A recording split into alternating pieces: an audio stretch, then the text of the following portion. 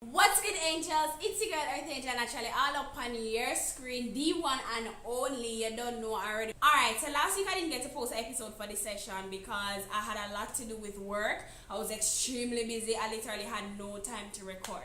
So I had to delay an episode last week, and sadly enough, I didn't even get a chance to put together content for that week for you guys. So right now I'm just gonna go over a few hot topics that I've been seeing around the industry for the past week and just basically give my thoughts on them.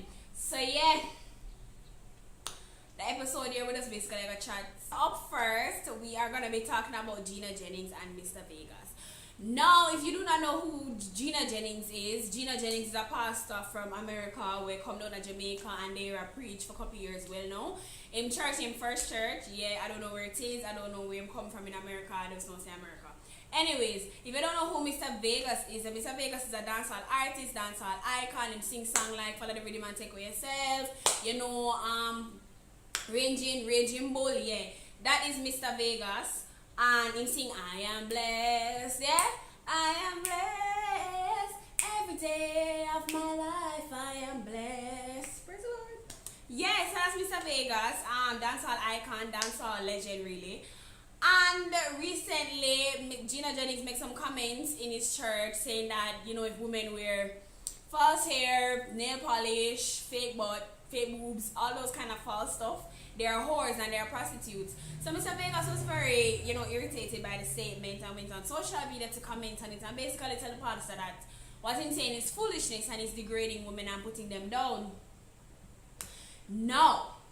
Gino Jennings decided that he wanted to have some kind of summit, some kind of crusade with Mr. Vegas, because that was not a debate. So some kind of crusade thing with Mr. Vegas to allow Mr. Vegas to come and speak, and then he can stand there as a representation of the same rebuking that the pastor wanted to do.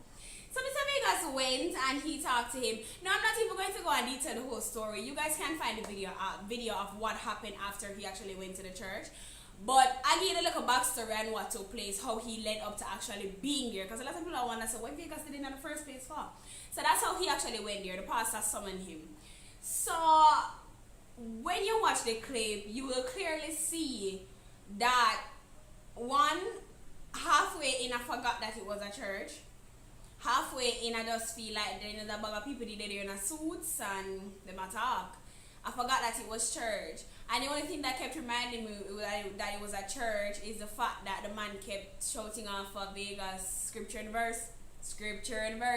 And then he walk up and down behind a Vegas. You guys don't see the footage. But what I have to say about that is just that I'm disappointed in everybody, really. I'm disappointed in Vegas. I understand his motives. I understand that he wanted to shine some light on something that he thinks is extremely negative and it's bringing down the moral value of the church in the society, and I agree with him so much, and I applaud him for taking that brave step to go and make that point. But what I'm disappointed about is the fact that how he approached it. I never like the fact that you go and try preach, like be yourself, just go talk, and I never like the fact that you drew on references that were not necessarily biblical.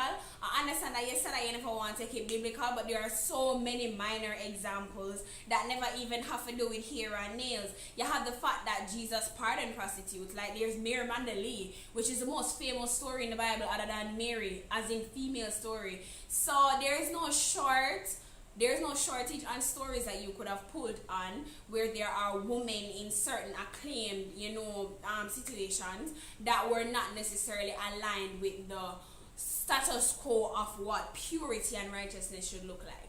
So I just feel that the African thing they kind of too far out, and you give him too much of a playroom to take it for idiot, and that's exactly what he did. And I'm disappointed in Gino Jennings for lowering the standards of Christendom in this country and in this world and everybody watching program.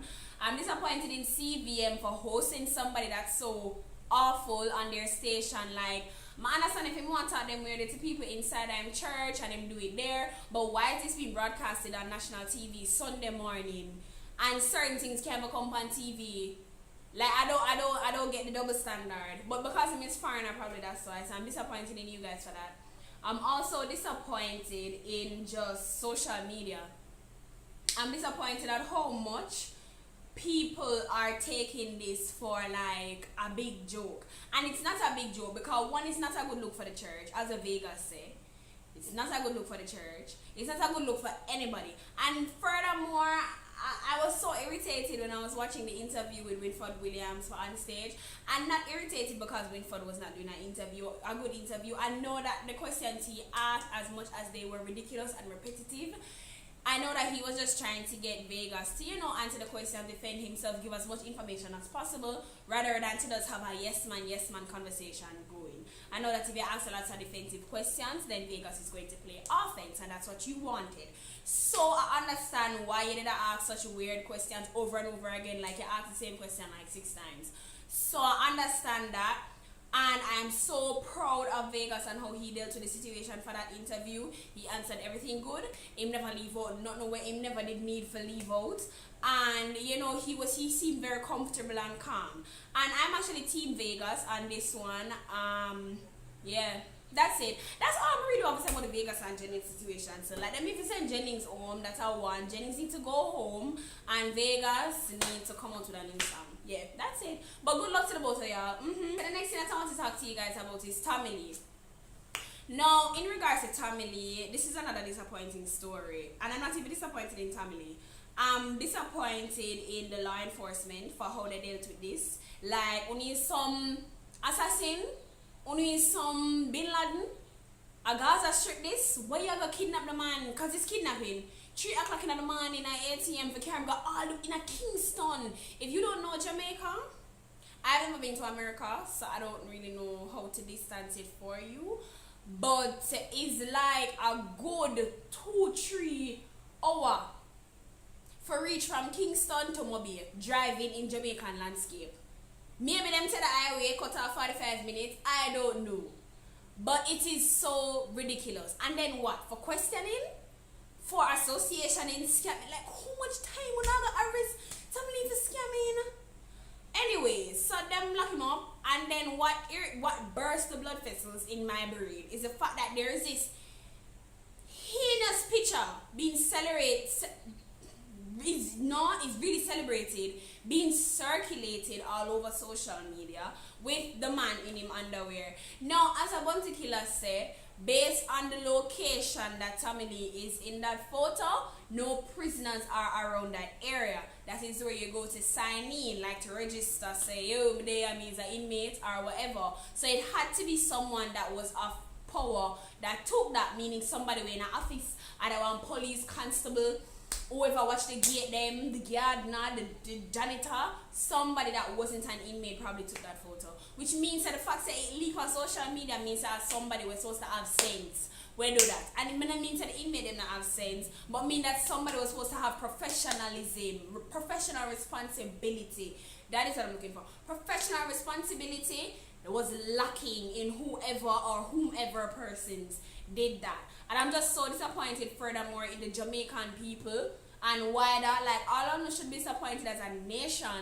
Why am I even seeing this picture everywhere? Why are you guys sharing it? This is the meaning. I'm not even going to show it in this video. So if you want to see it and if you go dig up somebody from social media when I have nothing about them and find the picture there. But this is the meaning.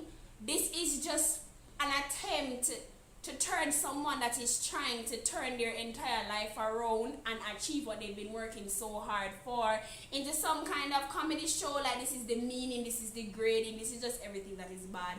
And I am disappointed in everybody that even shared that photograph, because it just shows what kind of mind you have. So yeah, I hope nothing never yet happened to Uno, where Uno don't get photographed and it circulate on social media. Because all I want to share Tommy Lee picture for to see what Uno got through. For to see some situations that only get caught in a way if one picture for take. Mama! Anyways, I can move on before they beat me. Next thing that I want to talk about on episode 3, yes guys, it's our 3rd episode. You never know. Is Spice and Love and Hip Hop. Now this is kind of light. I'm not so much disappointed. As much as people are talking about, oh, Spice are fine for Love and Hip Hop, Spice and this, Spice and that, my love it, I that I want to see. And just because they see the fighting and stuff like that, that don't mean so, oh my god, whatever.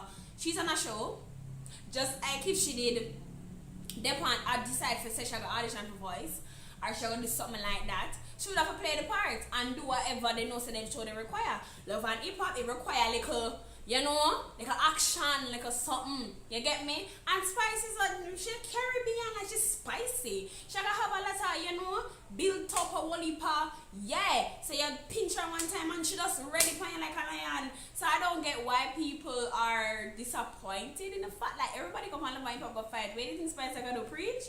You think she gonna go up there like the Pope and say, hello everybody, let's come together. Let's come together one and all. I'm from Jamaica. And I come here to tell you guys that the fighting on this show must stop. It shan't continue. And that's gonna be what? But I understand. But anyways, Spice, Angel Army is behind you. I love what y'all do. I love it, love it, love it, love it, love it, love it. Big up to Spice. Big up to everybody on the Spice team. We're not going with the back teams. Alright, so that was actually it. Mega don't talk no, like I wanted this to be a short video, but I don't know if it really short again. But anyways, I love you guys so much for watching. Please keep supporting me. I know that it's a struggle right now because you guys aren't getting content exactly when you want it to. I tell you on Sunday and today is Tuesday, so I don't know what I want. But I'm trying really hard to get this thing balanced, to get everything going smoothly the way I want it to. And I know that you guys aren't gonna leave me behind, so you're gonna be there with me. We're gonna stick it through together, and I love you guys so much. Alright, so until next week's episode, guys, walk good. All the beautiful people out there in the world. Bye, angels.